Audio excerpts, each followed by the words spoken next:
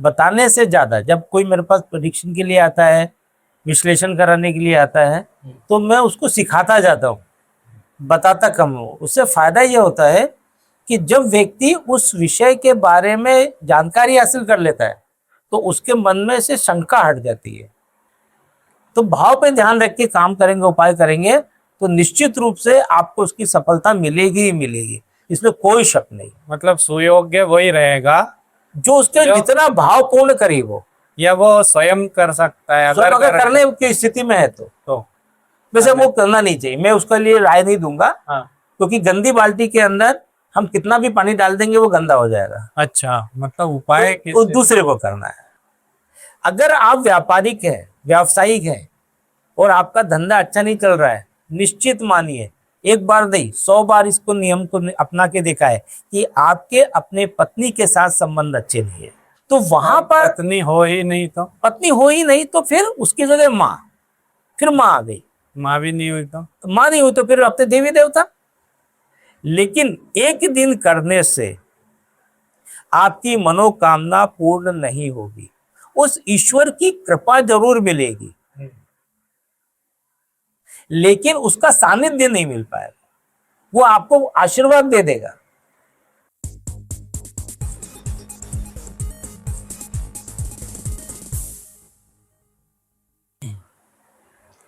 नमस्कार, स्वागत है आप सबका फिर से हमारे चैनल HOTC में। और आज हमारे साथ फिर से हैं प्रदीप जी शर्मा। पिछले वाला जो एपिसोड हुआ उसमें हमने बहुत कुछ इनसे जाना, इसी चर्चा को हम आगे बढ़ाते हैं। प्रदीप जी, आपका बहुत बहुत स्वागत है। बहुत बहुत धन्यवाद आपका, आपने मुझे दोबारा याद किया। नहीं, हम तो आपको लगातार बुलाएंगे और विषय बहुत अच्छा है। जी। आपने एक अच्छी जगह से प्रशिक्षण भी लिया और 21 वर्ष का आपका अनुभव है, तो हम चाहेंगे कि हमें भी ज्ञान प्राप्त हो और जो भी दर्शक देख रहे हैं। नहीं, मेरा हमेशा से प्रयास रहा है कि मैं ज्योतिष को बताने से ज्यादा जब कोई मेरे पास परीक्षण के लिए आता है, विश्लेषण कराने के लिए आता है, तो मैं उसको सिखाता जाता हूँ, बताता कम हूँ। उससे फायदा ये होता है कि जब व्यक्ति उस विषय के बारे में जानकारी हासिल कर लेता है तो उसके मन में से शंका हट जाती है, और जब वो वर्क करता है तो उसका प्रभाव उसके जीवन में ज्यादा आता है। बिल्कुल। तो मेरा शुरू से ही ध्यान ये रहा है कि मैं सामने वाले को सिखाऊं ज्यादा। जी। तो अगर कोई व्यक्ति मेरे पास 10-15 कुंडली दिखा जाए तो वो आधा ज्योतिष तो बन ही जाएगा, मैं ये बिल्कुल विश्वास के पूर्ण से कह सकता हूँ। बहुत अच्छा है। हम बिना पैसे दिए ज्योतिष बन जाए। बिल्कुल ईश्वर करे। सब अब हर व्यक्ति को ज्योतिष आनी ही चाहिए। जी। वो व्यवसाय करे या ना करे, उसके जीवन को सरलता में ले जाने के लिए जी ज्योतिष का आना जरूरी है। बिल्कुल। तो इसमें अधिकतर ये होता है कि लोग ज्योतिष के पास इसलिए जाते हैं कि समस्या ये है। अब उपाय आप बताओ क्या करना है। तो अपन आज उपायों पे ही चर्चा करें कि ये जो उपाय हैं, तो ये क्या, आपने पिछली बार बोला कि ज्योतिष, वैदिक ज्योतिष में उपाय नहीं दिए हैं, तो क्या ये परंपरा में आए हैं, कहाँ से आए हैं? हाँ, देखिए, ये बिल्कुल सही है कि आप पाराशरी पढ़ते हैं या जितने भी ज्योतिष से संबंधित ग्रंथ हैं, उसमें व्यक्ति के जीवन में घटित होने वाली घटनाओं की जानकारी तो मिल जाएगी आपको, सहजता से मिल जाएगी कि इस उम्र में आपके साथ ये घटना घट सकती है, इस समय में ये घटना घटने वाली है। लेकिन जब आप उसको गहनता से ढूंढना चालू करेंगे कि अब घटना तो घटित हो रही है, उसको कम करना या बढ़ाना, उसके लिए मैं क्या उपाय करूं, हाँ, तो वहां पर कोई निश्चित नियम या कार्य प्रणाली नहीं है। तो ये बात तो बिल्कुल सही है कि आप शास्त्रों में अगर पलटते हैं तो आपको कहीं पर भी नहीं लिखा गया है कि इस घटना को घटित होने से रोकने के लिए या इस घटना को और तेजी से करने के लिए आपको ये उपाय करना चाहिए। तो इसकी कोई जानकारी नहीं है। अच्छा, तो हर बार देखते हैं तो ज्योतिष से तो बताते ही रहते हैं कि ये उपाय कर लीजिए, आप इस मंत्र का जाप कर लीजिए या कोई दान कर लीजिए। इसके पीछे मतलब क्या रहता है? कोई इसमें कोई व्याकरण इसका रहता है, या मतलब जैसा भवन बनाते तो उसका एक खांचा बनाते हैं, मतलब आप समझ रहे होंगे मैं क्या पूछ रहा हूँ, उसका क्या आधार है? उसका आधार क्या है? देखिए क्या है कि जब व्यक्ति किसी ज्योतिष के पास जाता है अपनी परेशानी, निश्चित रूप से हम डॉक्टर के पास या किसी भी व्यक्ति के पास जब जाते हैं तो हमारी समस्या होती है और हम चाहते हैं कि इसका निराकरण हो। जी।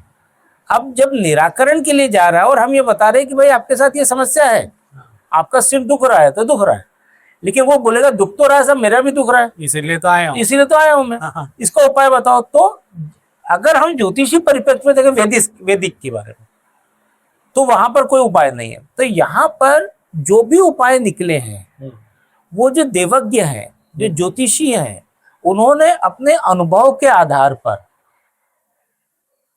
कुछ रेमेडीज निकालकर बतानी चालू की, या फिर इधर उधर से लेकर, जैसे मैं आपको फिर से वही बात कहूंगा कि लाल किताब, अच्छा। कि अधिकतर रेमेडीज जो है वो लाल किताब की चल रही है, हम इस पर चर्चा बाद में करेंगे, और वहां से लेके उन्होंने दे दी। अच्छा। फिर रत्नों का हुआ या दूसरी चीजों का हुआ पुरातन काल से, तो ये रेमेडी वहां से आई है। वैदिक में सीधी सीधी कोई रेमेडी अवेलेबल नहीं। अच्छा। तो इसमें कई लोगों को बोलते हैं कि फलानी वस्तु या कुछ आप दान दीजिए, मतलब एक ऐसे उदाहरण बोलूं कि कोई अन्न आप में दान कीजिए, है ना, कुत्ते को खिलाइए या किसी गरीब को दीजिए, कोई कोई तेल का दान बोलते हैं। तो ये दान का क्या मतलब, इससे क्या होता है, इसकी मतलब ये जो इसको मैं महिमा बोलूंगा कि इसकी क्या महिमा होती है जिससे हाँ कुछ उपाय हो जाता है? जी जी, देखिए दान या उपाय, हम पहले उपाय की बात करते हैं, दान की बात है। तो दान को आप इस तरीके, उपाय को इस तरीके से समझिए कि उपाय 3 प्रकार के, जी। है ना। पहला उपाय होता है कि किसी चीज को अपने से दूर कर देना। दूसरा उपाय होता है कि कुछ समय तक रोक देना। अच्छा। और तीसरा उपाय होता है कि उसको दबा देना, यानी उसको मिटा देना। मृत्यु तो नहीं बोलेंगे, लेकिन उसको मिटा देना या उसके प्रभाव को न्यून कर देना। तो जो पहला मैंने बोला कि दूर कर देना, तो जब भी कोई ज्योतिषीय आचार्य या आपका गुरु आपसे बोलता है कि आप निम्न वस्तुओं का दान कर दीजिए, इसका मतलब वह ऊर्जा आपको नुकसान पहुंचा रही है, और दान करना यानी अपने से दूर करना। अच्छा। तब हम बोलेंगे दान कर दो। जैसे सपोज मान लीजिए कि किसी व्यक्ति का मंगल खराब है, जी। वो व्यक्ति बहुत ज्यादा उग्र है, तो अक्सर मैं जो बताता हूं, और भी बहुत सारे उपाय हैं, मैं बताता हूं कि आप हर मंगलवार अपने मित्रों को टॉफी खिलाइए, लाल कलर की टॉफी खिलाइए। मंगलवार जो है जी। वो मीठा का कारक है, मंगल लाल कलर का कारक है, और मित्र भी मंगल का ही कारक होता है, अच्छा। जो आपकी सहायता करता है। मंगल यानी जो आपके साथ खड़ा रहे, जो आपको सहायता करे। अच्छा। मंगल वीरता का प्रतीक है। मंगल खराब नहीं है, लेकिन उसकी अति हर चीज की खराब होती है। तो जैसे ही आप मीठे का दान करते हैं तो मंगल का प्रभाव कम हो जाता है, वो ऊर्जा आपके शरीर से कम हो जाती है। पहला ये हो गया दान करना। दूसरा होल्ड, आपके लिए कुछ समय के लिए कोई विशेष परिस्थितियां खराब है, जैसे सपोज मान लीजिए कि शुक्र है। शुक्र हर व्यक्ति के लिए, चाहे वो उसके लिए कारक हो या ना कारक हो, मेरे अनुभव में आ रहा है शुक्र कुछ ना कुछ आपके जीवन में अच्छा देकर जाएगा। लेकिन शुक्र की जब दशा या अंतरदशा या प्रत्यंतर दशा चलती है, उस समय में शुक्र के समय में देखा गया है कि जब उसका गोचर होता है, उस समय वो मधुमेह जैसी या स्किन संबंधित जैसी बीमारियां भी देखे जाता है। अच्छा। और वो समय जो होता है 3 से 4 महीने के बीच का होता है। यदि उसके पहले यदि मैंने शुक्र का दान कर दिया क्योंकि मुझे किसी टाइप की कोई परेशानी होने की संभावना है, तो शुक्र हमेशा के लिए मुझसे दूर हो जाएगा, और जो उसकी 20 वर्ष की दशा है उस दशा का प्रभाव मेरे को नहीं मिलेगा।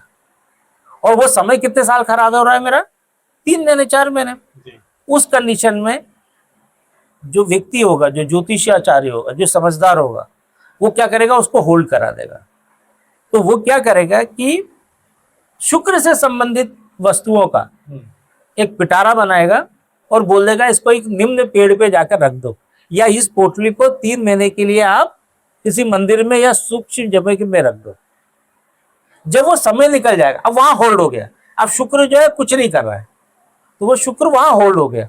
अच्छा। अब उसके बाद जब वो समय निकल जाएगा तो उसका विधिवत उद्यापन कर दिया जाएगा, तो शुक्र फिर अपना आगे काम चालू कर देगा।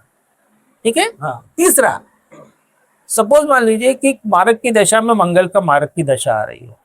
अच्छा। अब वो 10 वर्ष की जो दशा, 9 वर्ष की जो दशा आ रही है आपकी, वो क्या हो रही है, आपके लिए दुखदाई है। एक्सीडेंट होगा, बीपी बढ़ जाएगा, या आप हो सकता है किसी पर गलत वार कर दो। अब ये 10 वर्ष की पूरी दशा है, तो क्या करेंगे आप, उस कंडीशन में मंगल को दबाना होगा। तब मंगल की वस्तुओं को हम क्या करेंगे, जमीन में गाड़ देते हैं। लेकिन उसका भी एक निश्चित है और वो बहुत गहन विषय है, लेकिन आप सांकेतिक रूप से समझ लिए कि उसको दबा दिया, यानी अब मंगल अपने प्रभाव को खत्म कर चुका है और आपका जीवन सहजता से चलना चालू हो जाएगा। अच्छा, मतलब ये उपाय इतने इतने ताकतवर गंभीर, हाँ, इतने ताकतवर है और इनको नियम से करने पर ही आपको फायदा देंगे। अच्छा। कुछ भी जो उपाय मैंने आपको बताया वो तीसरा व्यक्ति करेगा, उसको फायदा नहीं होगा। अच्छा, इसमें क्या होता है कि जैसे मैं ही हूँ, तो उपाय तो बताए जाते हैं मुझे, मतलब वो रहता है कि मैं शायद कुछ दिन करूं और छोड़ दूं, ये मेरे से होते नहीं है ना। किसी ने बोला कि आप एक काम कीजिए कि वो स्टील की प्लेट में तेल डालिए, उसमें अपना चेहरा देखिए, उसको दीपक में डाल के पीपल के पेड़ पे रखे आइए। वही बहुत बड़ी बात नहीं है, पर उन्होंने ये भी बोला था कि देखना आपसे होगा बड़ी मुश्किल से ही है, अगर आपने कर लिया तो वो, और वास्तव में आज तक नहीं कर पाया। तो ऐसा क्यों होता है? हाँ, ये लाल किताब के उपाय हैं। हाँ। और उपाय में यानी ऊर्जा का ट्रांसफॉर्मेशन करना है। यहाँ पर हम अपनी ऊर्जा को बदल रहे हैं। ठीक है। उसको इसी तरीके से मान के चलिए कि 8वें भाव में सूर्य बैठ गया। 8वें भाव यानी गड्ढा, अच्छा। अंधकार। अब सूर्य की रोशनी बाहर नहीं आ रही है, तो अब आपको हड्डियों से संबंधित समस्या हो सकती है।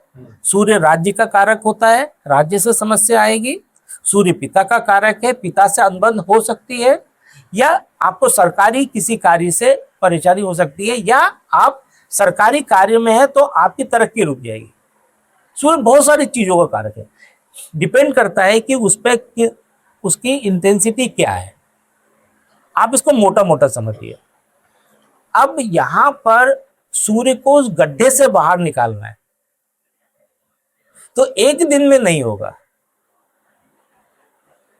तो यहां पर हम सामने वालों को बोलते हैं कि भाई 8 मुट्ठी गेहूं, 8 ढेला गुड़, लगातार 8 दिन आप मंदिर में दे, और वो भी शिव मंदिर में दे। ये हो गया तांत्रिक उपाय, यानी किसी ऊर्जा को एक स्थान से उठाकर दूसरे स्थान पर ले जाना, ताकि उसकी शुभता तो बनी रहे। अगर हमने सूर्य को दबा दिया तो सूर्य मर जाएगा, तो आपका सारा कार्यक्रम अगले सूर्य की महादशा तक खत्म। तो दबाना नहीं है, उसकी ऊर्जा को बदल देना है। तब हम क्या करेंगे, उसमें डालें। अब ये ऊर्जा तो जो आपने गेहूं और वो बताया, हाँ, ये सूर्य के कारक है। सूर्य के कारण। हाँ, इनको मिला के सूर्य के कारक बन गया ये। अब जब इसको ट्रांसफॉर्मेशन दे रहे हैं अपन, तो वो ऊर्जा वहां से नहीं हटेगी, क्योंकि आपका प्रारब्ध भी तो है जो नहीं चाहता है कि आप उन्नति की ओर या ऊपर की ओर उठे जी। तब उस कंडीशन में कुछ ना कुछ ऐसा आपके जीवन में घटित होगा कि वो तारतम्य टूट जाएगा। तो यहां पर एक बार टूट जाए, उस उपाय को दोबारा चालू करो, फिर टूट जाए, फिर दोबारा चालू करो। धीरे धीरे वो जो परिस्थिति होती कमजोर होती जाएगी, और आप आज नहीं तो कभी ना कभी तो सफल हो ही जाएगी। उसको छोड़ना नहीं है, ऐसा है। हाँ, तो जैसे मतलब ये स्वभाव होता है कि एक ही एक चीज करते करते जैसे बोर हो जाते हैं, नयापन चाहिए रहता है, तो ये किस कारण होता है? देखिए, दिमाग का एक खेल है कि लगातार जब आप किसी भी चीज को करते हैं तो वो बोर हो जाता है, उससे हट जाता है। और इसी को सब कॉन्शियस माइंड का गेम कहते हैं। जो हिप्नोटिस करते हैं या कोई भी काम करते हैं, या हम 1.25 लाख जब मंत्रों का जाप करते हैं, तो 1.25 लाख मंत्रों के जाप से कुछ नहीं होता है। जब हम एक नमः शिवाय का मंत्र का जाप करते हैं तो हमारे दिमाग में एक इंटेंशन रहता है कि ये नमः शिवाय का जाप मैं अपनी तरक्की के लिए कर रहा हूँ। और नमः शिवाय करते हैं तो एक समय ऐसा होता है कि मेरा चेतन मन जो होता है वो बोर हो जाता है और वो हट जाता है, यार ये आदमी तो यही कर रहा है। बस वो समय होता है कि वो जो मेरी प्रगति का जो इंटेंशन था, इच्छा थी, वो मेरे अवचेतन मन में घुस गई और आपका काम हो गया। तो अपने चेतन मन को बोर करके अब अपने आप की इच्छाओं को मैनिफेस्ट कर सकते हैं। थोड़ा कठिन काम कठिन नहीं है, लेकिन अगर आप उसको ध्यान से समझेंगे तो आपको मजा आ जाएगा। जिद होनी चाहिए, जिद होनी चाहिए। तो चलिए, खैर अपन वापस दान पर आते हैं। हाँ। तो ये जो दान है वो इस दान को किस व्यक्ति ने कब और किसको देना चाहिए? अच्छा, देखिए, इसका मैं मतलब में जो आप कह रहे हैं मैं ये समझ पा रहा हूँ कि दान किसको करना चाहिए और किसको नहीं करना। हाँ। तो दान करने से पहले किसी भी वस्तु का, इवन हम अपने बर्थडे का जो गिफ्ट लेते हैं, हाँ, उसमें भी अपन को ये ध्यान रखना चाहिए कि हमें सावधानी बरतनी चाहिए। आजकल रिटर्न गिफ्ट का जमाना आ गया है, तो वो देते वक्त भी ध्यान करना चाहिए। तो कभी भी आप जब दान करें, उपहार ले या दें, तो अपने ज्योतिषाचार्य से, देवज्ञ से पूछ लें कि मुझे किन वस्तुओं का दान लेना है और किन वस्तुओं का नहीं लेना है। जैसे 6, 8, 12 जो होते हैं वो दुख स्थान कहलाते हैं। इन वस्तुओं का दान देना चाहिए, लेना नहीं चाहिए। अच्छा, ठीक है ना। सपोज मान लीजिए कि आपका शुक्र उच्च का है, 12 नंबर का शुक्र है, 12वीं राशि में शुक्र बैठा है, गुरु की राशि में शुक्र बैठा है, यानी शुक्र उच्च का है, यानी ये आपको लग्जरी देगा, आपको अच्छा जीवन शैली देगा, अच्छे कपड़े देगा, अच्छा मकान दुकान देगा। अब आपने क्या किया कि लोगों को कपड़े बांटने चालू कर दिए, आपका शुक्र क्या हो जाएगा, दूर कर रहे हो आप। यानी लग्जरी से क्या हो रहा है, आप दूर हो रहे हो, तो आपका शुक्र डाउन हो जाएगा और शुक्र से संबंधित जो चीजें हैं वो क्या हो जाएंगी, आपके जीवन में कम होनी चालू हो जाएगी। तो जैसे शादी ब्याह वगैरह में जाते हैं तो अधिकतर कपड़े दिए जाते हैं। देखिए, वहां पर क्या होता है, जब कपड़े दिए जाते हैं शादी ब्याह में, तो वहां से आपको मिलता भी है कपड़ा। अगर वधू वर वधू की बात करते हैं, भाई उसमें बहुत बड़ा तंत्र है, तो वर वधू की बात करते हैं तो वहां पर कपड़े तो दिए जाते हैं, लेकिन वहां से आपको कुछ मिल भी रहा होता है। तो जब आप किसी को कुछ, जैसे आपके घर में कोई आपको कुछ लेके आया, तो आप उसको 1 रुपये वापस करके वापस दे दो आप, अगर वो चीज आपके हिसाब की नहीं है तो परचेस करना अलग बात है। अच्छा, है ना। इसी तरीके से यदि आपके 6ठे भाव में चंद्रमा है और आपने अपने घर के आगे नल लगा दिया और पूरे मोहल्ले भर के लोग उससे पानी भर रहे हैं, तो आपके यहाँ हानि होनी चालू हो जाएगी, धन से हानि होनी चाहिए, आप कंगाल हो जाओगे।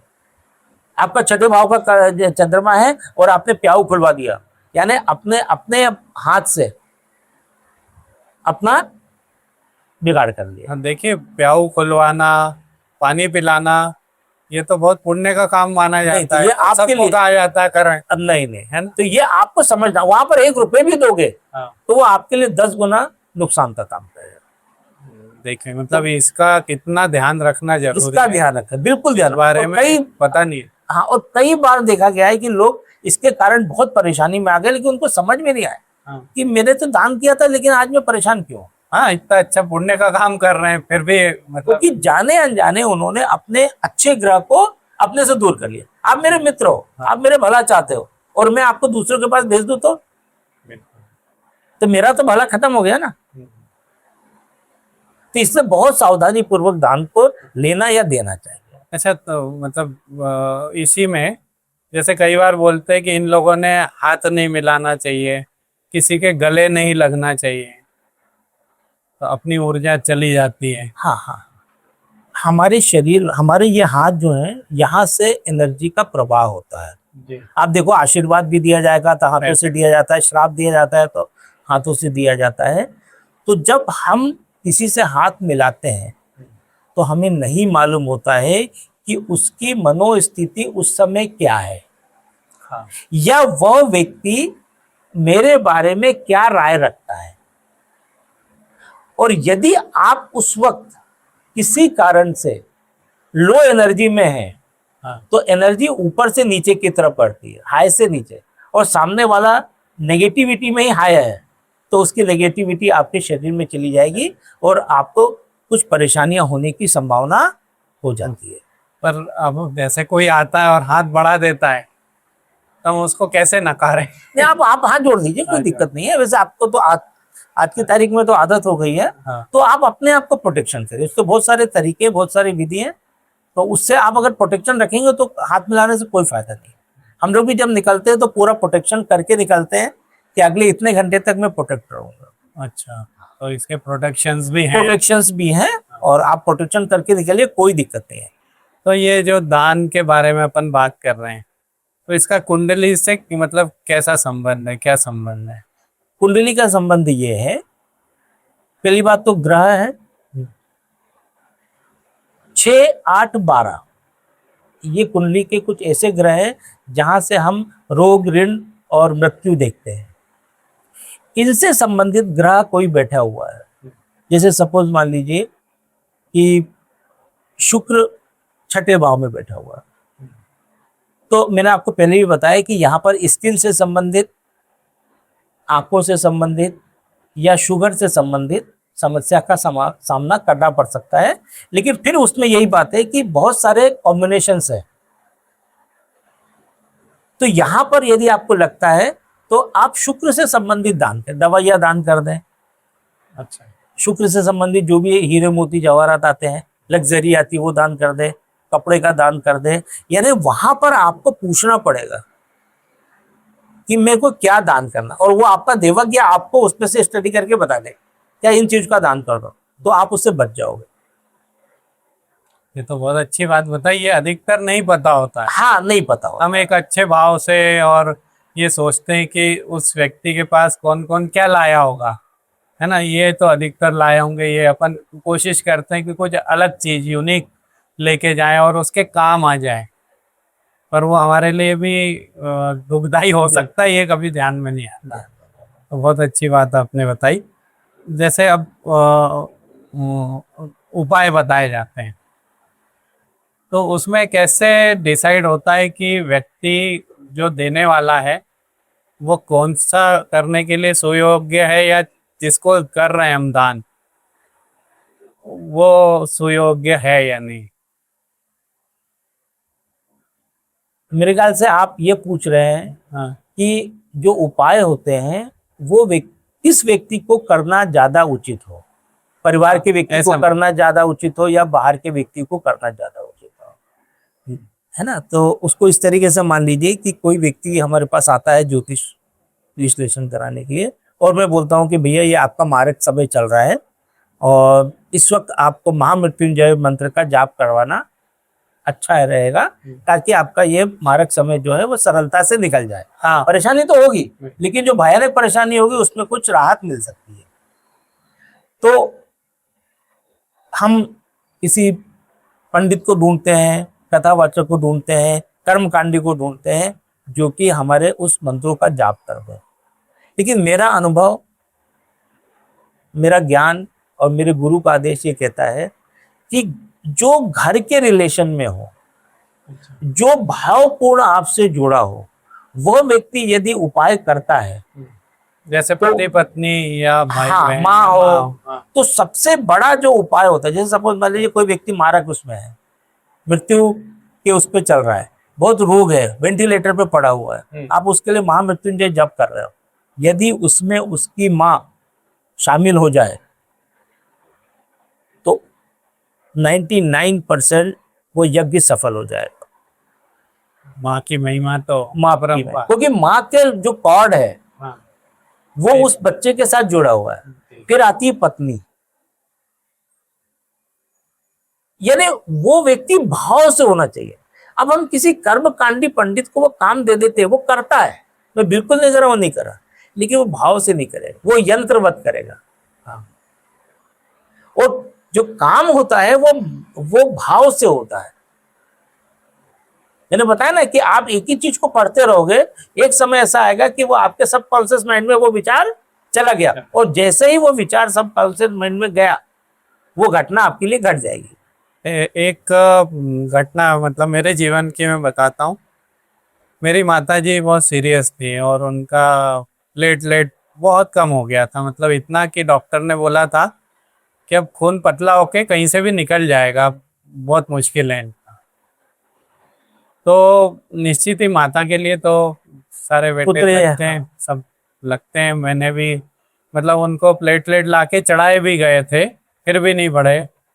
किसी ने बोला कि वो गिलोय लाके वो पिलाओ, वो किया, और फिर महामृत्युंजय मंत्र का मैंने जाप किया, मतलब हॉस्पिटल में रहते हुए किया। वहां से निकला तो मैं अपनी गाड़ी से आ रहा था, मेरे कंधे पे लैपटॉप का बैग था, बैग भी गिर गया, मगर मैं मतलब महामृत्युंजय का जाप करते हुए घर पहुंच गया। घर पहुंचने के 1 घंटे बाद मुझे ध्यान आया कि वो हो गया।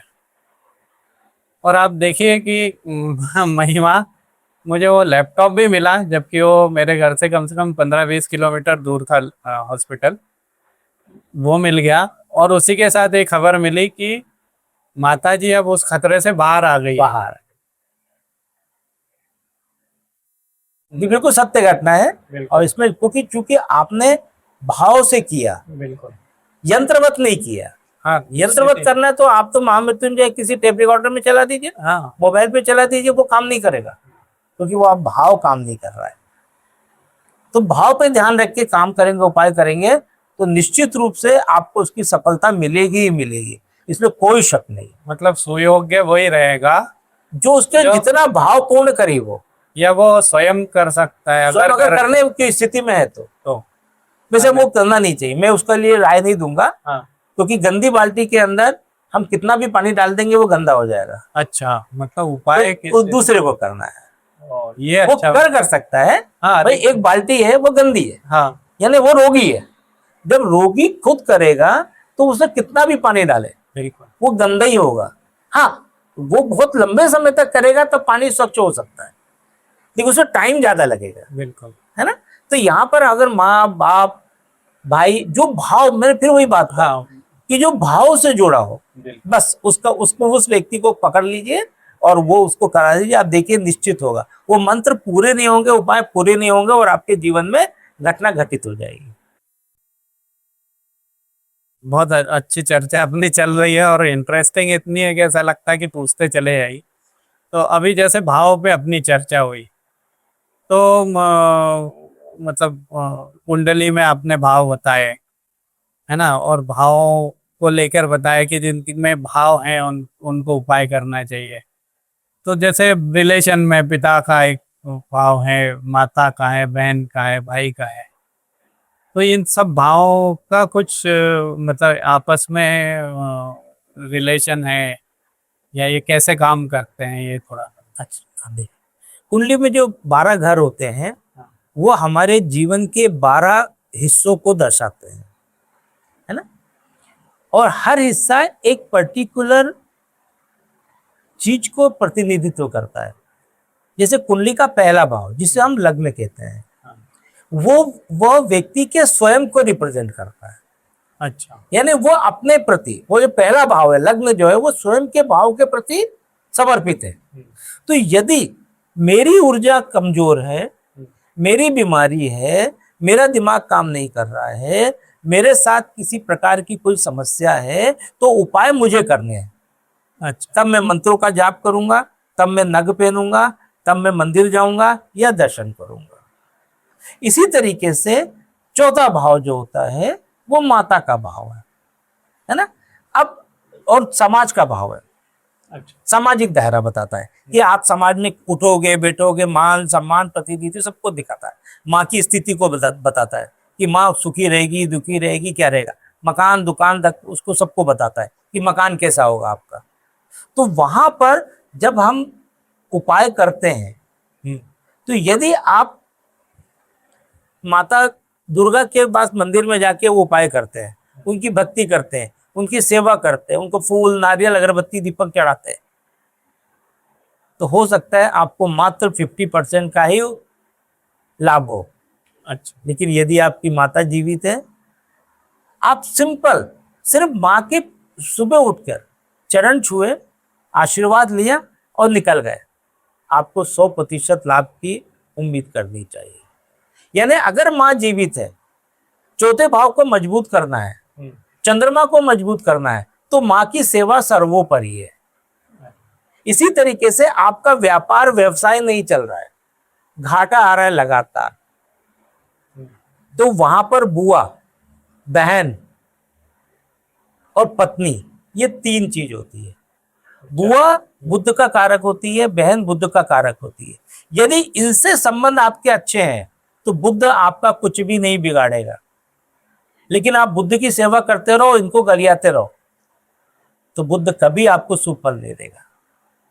अगर आप व्यापारिक हैं, व्यावसायिक हैं और आपका धंधा अच्छा नहीं चल रहा है, निश्चित मानिए, एक बार नहीं 100 बार इसको नियम को अपना के देखा है कि आपके अपने पत्नी के साथ संबंध अच्छे नहीं है। तो वहां पर पत्नी हो ही नहीं तो, पत्नी हो ही नहीं तो फिर उसकी जगह माँ, फिर माँ आ गई, माँ भी नहीं हुई तो माँ नहीं हुई तो फिर अपने देवी देवता, देवी। यस, माँ नहीं हुई तो फिर देवी देवता है। या फिर आस पड़ोस में कोई बूढ़ी माता हो जो 60-70 साल की हो, उनकी सेवा करो। कोई विधवा पकड़ लो आप, जिसके कोई नहीं हो, उनकी सेवा करो। निस्वार्थ सेवा होनी चाहिए, क्योंकि माँ की सेवा जब करते तो हम कुछ उम्मीद नहीं करते, तो वहां पर ऐसी व्यक्ति की सेवा करनी है जिससे कोई उम्मीद ना हो। आप देखेंगे कि निश्चित रूप से आपका समय अच्छा कटेगा और डेली का कार्य हो जाएगा। आपका काम नहीं बन रहा है, मान सम्मान नहीं मिल रहा है समाज में, यानी पिता से संबंध अच्छे बनाने की आपको आवश्यकता है।